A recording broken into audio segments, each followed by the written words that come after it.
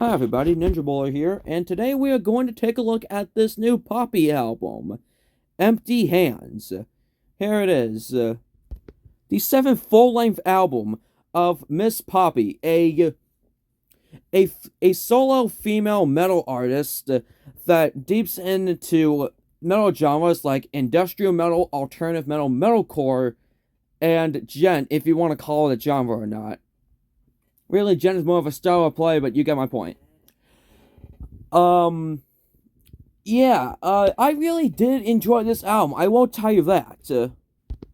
Here is all of the ratings for the songs, in case you're wondering. I'd say my least favorite song was probably Ribs, and my favorite song was Bruised Sky. I gotta say, I am very impressed with Poppy's vocals in this album.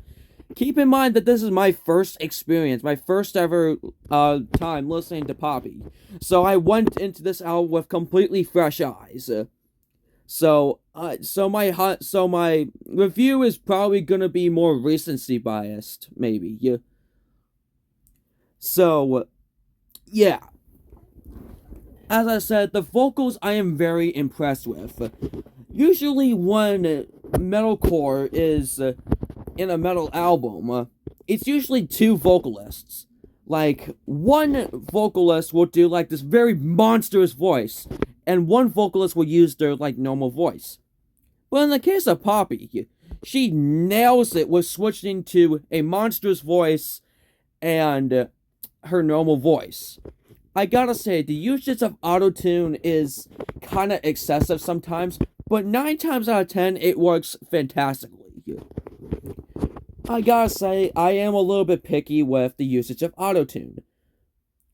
Vocalists, of course, like Ozzy Osbourne, have made it work with his Black Sabbath albums and his solo career.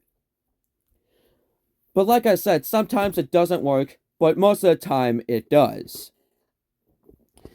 I will say that I'm not gonna be a little I am not going to comment on the fact that there's no guitar solos because genres have their different styles of play and all that stuff. The early parts of nu metal barely had any guitar solos.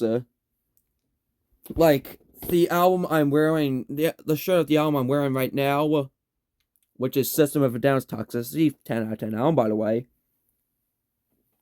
So, just so you know. I will say that the first half of this album is much, much stronger than the other half of this album. I'm not gonna say that this album has a weak finish. Its self-titled song "Empty Hands" is a pretty good closer, with keeping up with the storytelling elements of this album. You know, if you look at the lyrics, you can see that this album tackles some pretty harsh subjects, such as relationship problems and abuse and all that stuff. So yeah, and like I said, for like the 80,000th time, this is my first experience with Poppy's music. So I think that this album is pretty good. Um, the build-up tracks hold on a second. What are some of the build-up tracks of this album? Oh, Constantly Nowhere. Constantly Nowhere, like one of the build-up tracks like Constantly Nowhere do a pretty good job of building up to whatever the next song. What do I consider a build-up track? A track on the album that's like less than 1 minute, or a song that's less than 2 minutes, but doesn't have too much lyrics and it's kind of like an instrumental and all that stuff. Which is why hold on, I'm not great with names, so I have to constantly go back to Eat the Hate is not like a build-up track, I will say, because it's like a full-fledged out song. But I feel like I don't know if I did a good job with explaining what I mean by build-up track, but build-up tracks on this album are pretty good. Oh, I forgot what one more problem I have with this album, or one more good thing I have with this album. I guess that's it. So overall, pretty solid album, I will say. It's not like the greatest album in the world, far from it. But I feel like it is a pretty good starter album for listening to Poppy's music.